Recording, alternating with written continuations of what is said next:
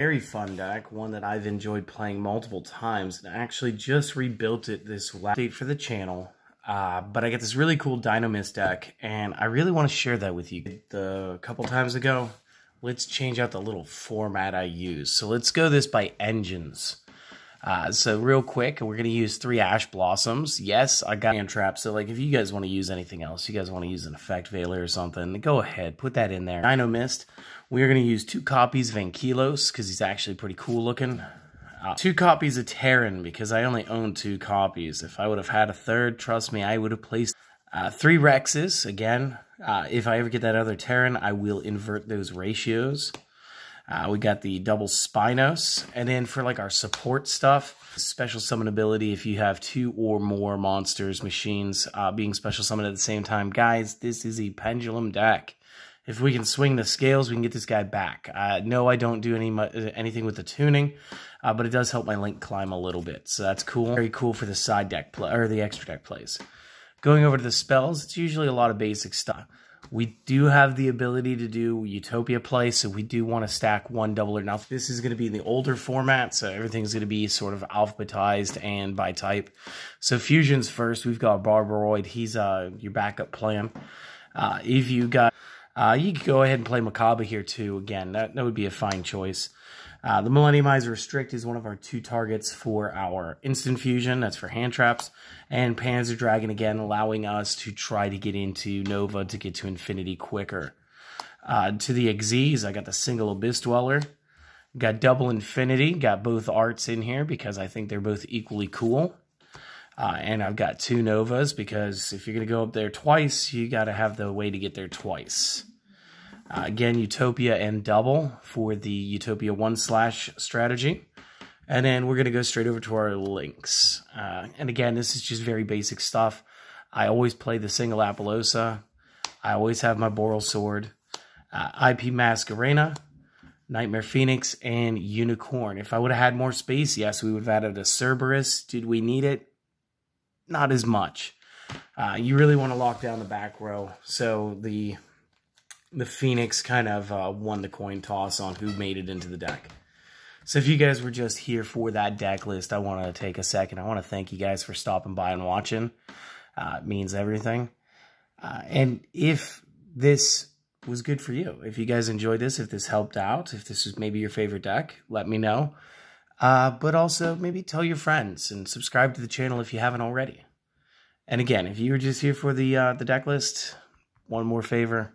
You guys have a great day. You guys are dismissed. Everybody else, let's go over the cards and some of the effects and see if we can't teach you guys how to play this deck pretty well. So again, Ash Blossom, we don't even need to talk about Ash Blossom. This is just like the best generic hand trap. So again, I ran 3. When it comes to the Dynomists themselves, let us actually just steal all of them. They are all pendulums. They should, for the most part, have the same effect when they're in the scales. Once, while this card is in your pendulum zone, you can negate an activated effect that targets another Dynomist card or card you control and destroy this. Same thing. Oh, obviously, same thing. Same. Okay, so there's a second effect. They are like the Sulfa chords where they bounce. This one says if another Dynomist cards you control will be destroyed by battle or by opponent's card effect, then you can destroy this one too. So some of them are by battle and some of them are by card effects. And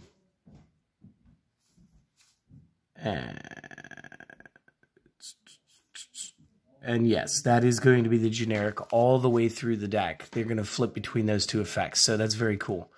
The other thing to note is their scales. We got scales 6. We've got scales 3, 6, 3, 6, 3.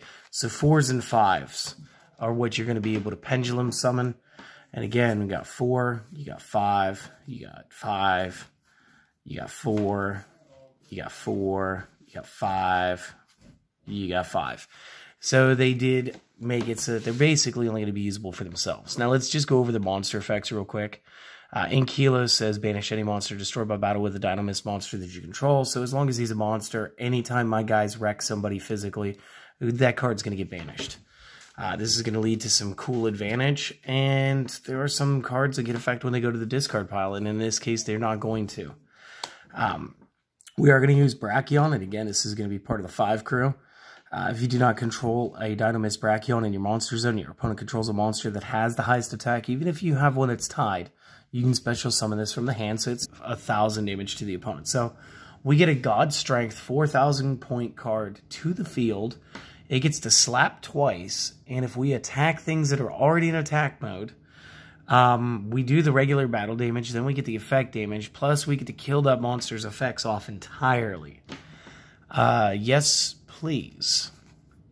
And it's just like a silly little card. Like, I've had this thing for years, and as soon as Nova came out, like, I started putting it in every deck that I use Nova with. I do got to invest in a Makaba. Makaba would still give you some more negates, the same way that Infinity does, but that's still neither here nor there right now. You do have the Millenniumize Restrict. Again, we can play this off of our Instant Fusion, so once per turn when the opponent activates a monster effect, quick effect, target an effect monster your opponent controls or in the graveyard, hence the hand trap. Equip it to this card that you control. This card gains its attack and defense based on that card's stats. Gains the, and then monsters with the equipped monster's name cannot attack, and their effects on the field or activated effects are also negated. So for a good while, this was a not-so-budget version of having extra Called by the Graves. So that was always cool. And again, Panzer Dragon, if this is destroyed and sent to the graveyard, you can target a card on the field and destroy it. So if it does get left up, you don't get to resolve your instant fusion into Nova, or they just stop him somehow. He's still going to take a card with him. There's still going to be collateral damage for the opponent. Plus, I like a dragon tank with a cannon mouth. That's awesome. And then into the extra deck. The Abyss Dweller makes way more sense with these guys because they are water. We will get the additional 500 points to all water monsters because of that. And then still, once per turn, we, as a quick effect, we can detach material from this, and the opponent cannot activate card effects in the graveyard. You do have the double infinities. We're not going to use 3 level 6s. Instead, we're going to use Nova to step up to it. This card gains 200 points of attack for every material attached to it. Once per turn, target a face-up attack position monster on the field. Attach it to this card as face-up material. Once per turn, when a card or effect is activated, detach a material, negate, and destroy. What's really cool is if you're going 1v1 with Apollousa, Cyber Infinity wins, because you're basically going to look at Apollousa, you're going to go like, look, I'm going to absorb you. They're going to go, no. You're going to go, cool, that was your once per chain, pitch material, and destroy him anyway. So, like, it's kind of a weird push. And, again, all links have to be in attack positions. So, like, that is the link vacuum. And then, again, you guys got Nova, 2 level 5 machines. Again, it doesn't say light, so that's a big deal. And that's why we're going to abuse this here.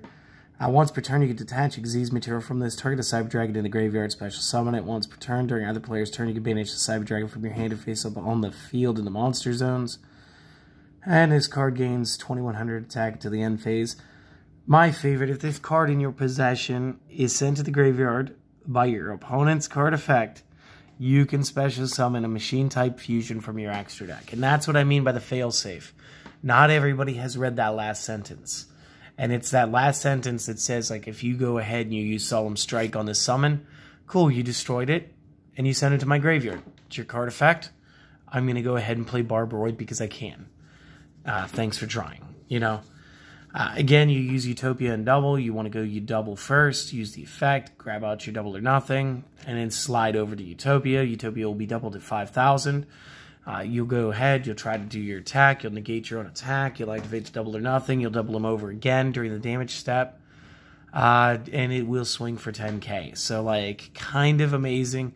It does have to be against a monster when you perform this loop, only because a monster powered up by Utopia double cannot attack directly. And then real quick, for the links, Apollousa's 2+ monsters, different names, no tokens. You can only control 1 at a time. The original attack is 800 times number of link materials used for the summon, once per chain when your opponent activates a monster's effect. As a quick effect, you can make this card lose exactly 800, and if you do, negate the activation. Doesn't say anything about destroying the card, though, so that's kind of funny. Boral Sword is a 3+ effects as a Link 4. Cannot be destroyed by battle once per turn. Quick effect, target an attack position monster, change it to defense. Also, this card can attack twice each battle phase this turn. Your opponent cannot activate cards or effects in response to this FX activation. Once per turn, when this card declares an attack on a face-up monster, you can activate this effect until the end of the turn. This card gains attack equal to half that monster's current attack, and if it does, that monster's attack is halved, allowing us to realistically slam over any card in the game. Again, budget access code talker. So, IP Masquerena, 2 non-links. During the opponent's main phase, you can quick effect immediately after this resolves. Link summon a Link monster and using materials that you control, including this card, and you can only use this effect of Masquerena once per turn. A Link monster that used this card as material cannot be destroyed by opponent card effects. Again, this lets us play our nightmares on the opponent's turn and really try to disrupt them. We do have the Phoenix again. When this is Link summoned, like any nightmare, you discard a card, then perform an effect. In this case, target a spell trap the opponent controls and destroy it. And then if you were co-linked when this effect was activated, you can draw 1 card, so thereby replacing the card you used. You can only use this once per turn. Co-linked monsters you control cannot be destroyed by battle. And lastly, Unicorn, 2+ monsters, different names. If this is Link summoned, you discard 1 card, then target 1 card on the field, return it to the deck. Then, if this card was co-linked when it was activated, draw 1 card. Using this effect only once per turn. When any co-linked nightmare monsters on the field, while any co-linked nightmare monsters are on the field for your normal draw in your draw phase, draw 1 for each different card name among those co-linked instead of drawing just 1. I didn't get into the whole nightmares as an engine, but I like the first effect, and that's why I keep playing them. So that is the deck, and I do hope that everybody who watched this long enjoyed. I will have a combos video. I want to do like a couple test hands, and I want to show you guys just how easy it is to get Infinity out, and also how easy it is to potentially just disrupt your opponent with a Utopia 1/. So very common deck core, very cheap, very easy to get a hold of. A lot of the values right there in the extra deck. I hope that you guys get a chance to grab the cards and start playing with them and see if you like them. So I will see you guys on the next video. Later.